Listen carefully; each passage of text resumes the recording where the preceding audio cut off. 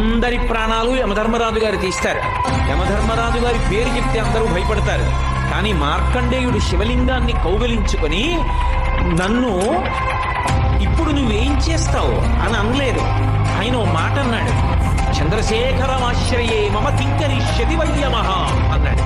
నేను పరమశివుణ్ణి పట్టుకుని ఉండగా ఓ యముడా నువ్వేం చేస్తావురా అన్నాడు. ఆయనకి కోపం వచ్చింది. అంటే నువ్వు శివలింగాన్ని కౌగిలించుకుని ఉంటే నేనేం చేయలేను అనుకుంటున్నావా అని పాశం వేశాడు. మరి శివలింగాన్ని గట్టిగా కౌగిలించుకున్నప్పుడు ఆ పాశం శివలింగానికి కూడా పడింది. పడేటప్పటికి చూశాడు శంకరుడు, నన్ను నమ్ముకుని నన్ను పట్టుకుని నేనుండగా నువ్వు ఏమీ చేయలేవంటూ ఉండగా పాశం వేస్తావా?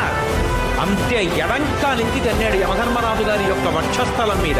అందరినీ చంపే యముడు మరణించాడు. ఆ మరణించినప్పుడు దేవతలందరూ వచ్చి